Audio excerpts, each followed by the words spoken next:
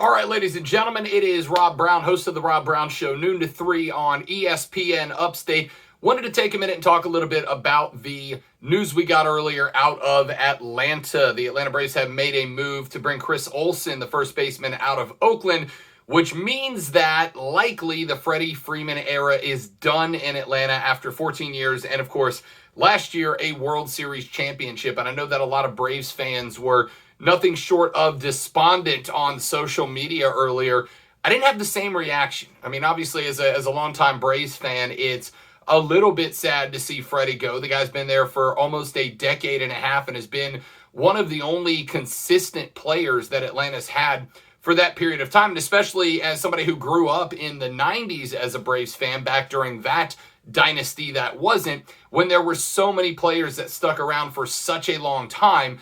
To have a guy that seemed like he was consistent, like he was bought in, like he wanted to be a part of the Atlanta Braves organization for his career, you know, there was something that felt good about that. But as I pointed out many, many times, sports is about money at the end of the day, right? We can talk about passion and we can talk about loyalty, and that's all well and good. And sometimes you get lucky and you find a guy who is passionate and is loyal and is dedicated to being a franchise guy for his career. But the vast overwhelming majority of the time, the reality is it is about money. And I think that ultimately is what it came down to for Freddie Freeman. He had two suitors, the New York Yankees, the LA Dodgers, both of which were, it appeared on the surface at least, willing to pay him the 10-year, $240-ish million that he wanted out of Atlanta. And the reality is it didn't make sense for the Braves to pull the trigger on a new contract for Freddie Freeman as much as Braves fans wanted him to stick around. You're talking about a guy that's in his mid-30s. He's asking for a 10-year contract to carry him into his mid-40s and chewing up a solid chunk of Braves money in order to make that happen. And again, a lot of you are going, well, if it's Freddie Freeman, he's worth it. He deserves it, right? Like, this is a guy, if there is an Atlanta Braves since Chipper Jones that has deserved that amount of money, it's Freddie Freeman. And emotionally, that checks out, right? Emotionally, Freddie Freeman has been the face of this franchise for a very long time. But if you take the emotion out of it, right? If you take away the loyalty that we have towards Freddie Freeman because of those 14 years, and you just look at it from a baseball perspective, this move is the correct move to make for a bunch of reasons. You've got a lot of young talent on this roster, right? We talk about the Braves winning the World Series last year and Freddie Freeman carrying this team to a World Series without Ronald Acuna. But Acuna was lost to a freak injury, right? And of course, injuries can happen to any star at any time. Look at Fernando Tatis, who is out for at least probably the first month and a half, maybe 2 months of baseball because he broke his wrist in a motorcycle accident. Freak injuries to great players are going to happen, but you don't always try to figure that into having more star players eating up more of your payroll, especially when there are other needs for the Braves, right? Like the Braves bullpen in the World Series last year was good, but I think most Braves fans would tell you we need a little bullpen help. The flip side of that coin, though, was it's a little bit on Freddie Freeman, right? Like, we know what Freddie Freeman was asking for with a 10-year contract. We knew that what he was asking for was big-time superstar money. And while Freddie Freeman is a star, it's not like his numbers were out of this world, right? It's not like his numbers were irreplaceable. In fact, you look at the numbers that Olsen was putting up with his 39 home runs last year and a strikeout rate that has decreased the last 2 years, and at 27 years of age, it's a good replacement. I know it's not the same as having Freddie Freeman and that $1 million smile lining up the Atlanta skyline, but Olsen is, statistically speaking, a fine replacement for Freddie Freeman. And the reason this is a bit on Freddie Freeman is because the Braves put their offer on the table days ago, right? It was no secret what the Braves were willing to pay Freddie Freeman. And Freddie had the opportunity to say yes to that contract at any time that he wanted. But Freddie was either A, indecisive, or B, flirting with other teams, probably the Dodgers or the Yankees. And either way, it's fine, right? At the end of the day, he served his time in Atlanta, and his priorities for what he wanted to accomplish next in his career were going to be the decision-making priorities for him. If it was about money, LA or New York is fine.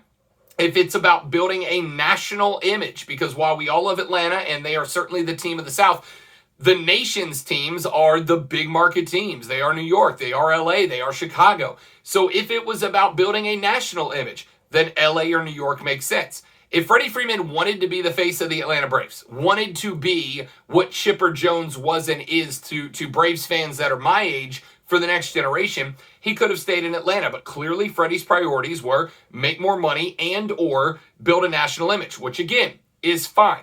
But then a report dropped this afternoon with Braves fans being told that Alex Anthopoulos and the Braves did not tell Freddie Freeman that they were making the move for Olson, that they just made the move without telling Freddie Freeman, effectively telling Freddie Freeman, hey, look, we're out, right? Like, we got a new first baseman, we're moving on. And I saw a lot of folks on social media saying, how disrespectful was that from the Braves? How awful was that from the Braves that they would not tell their superstar that they were moving on? And the answer for me is, it's not really that disrespectful, right? Freddie Freeman knew what was on the table. He had plenty of time to make a decision. He had 99 days of lockout to make a decision, and he didn't make that decision. And the Braves were up against the deadline. A first baseman like Olson is not going to be on the trade block for very long. There were probably a number of other teams that were looking at making a trade, which is why the Braves had to give up a big number of prospects, including a couple of guys that I thought were untouchable, ultimately, and Christian Pache in the outfield, in order to get Olson in a Braves uniform. The problem is, had you told Freddie Freeman that you were making that move, you end up in a spot where if Olson goes somewhere and then Freddie turns around and says, you know what, never mind, you don't have a first baseman, right? You're bringing up some kid from the minor leagues, or you're going to have to trade for a second or third tier first baseman to fill the role. Now, while it hurts to lose Freddie Freeman emotionally, statistically speaking, you have just filled that position with a guy who puts up similar numbers, and in some cases, better numbers than Freddie Freeman did from the dish. He's also a Gold Glove defender at first base. So you're not losing anything on the defensive side of things. The point ultimately is that as a Braves fan, I got the Braves hat hanging right there, as a matter of fact, right? As a Braves fan, yeah, bummed out to see Freddie Freeman go, right? Bummed out to see him after he gets a ring, end up playing for somebody else the next year. But that's sports, man. That's baseball. Freddie Freeman had plenty of days, well over 100 days, to decide if he wanted to take the offer from the Atlanta Braves. Ultimately, he did not want to take it. I'm not saying he wanted to not take it, but he didn't want to take it, at least in time that it made sense for Atlanta to hold off on making a move.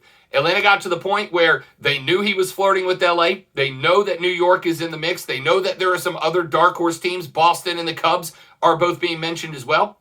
And it got to a point where they had to make a decision. We either gamble that Freddie Freeman is going to stay, which every day he doesn't sign makes it look less likely that he is, or we go ahead, we pull the trigger, we get a guy who has just as good a numbers as Freddie Freeman from the dish, maybe a better glove on the field, and a guy who wants to be here, right? Because if Freddie wanted to be in Atlanta, he could have signed the contract or at least come back to the negotiating table with a counter proposal. And from what I understand, he didn't do that. Now the Braves got a guy that replaces Freddie Freeman in every sense of what the Braves were looking for, except fan love.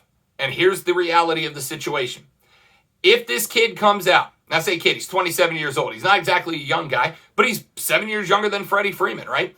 If this kid comes out and performs, if this kid comes out and replaces the bat of Freddie Freeman, replaces the glove of Freddie Freeman, and the Braves can get Ronnie Acuna Jr. back, can get Ozzie Albies healthy, can get all this young talent and start locking them down with the $240 million that would have ultimately gone to Freddie Freeman, the Braves are going to be better off for it long term. And if the Braves make another run through the NLDS, NLCS, and the World Series next year, nobody's going to care who's playing first base. They're not going to care if it's Freddie Freeman. They're not going to care if it's Joe Blow. They're not going to care if it's Rob Brown. If the Braves are going to win, which with the young core and with a good first baseman in Olson that they now have, if the Braves are able to go out there and win, the whole Freddie Freeman thing is going to be forgotten, right? People are going to look back and wonder what could have been for some period of time. But as soon as the Braves go out there and stack up a bunch of wins and maybe a playoff berth, it will not matter anymore. So, just some thoughts. I want you to leave your thoughts below in the comment section. Tell me what you think.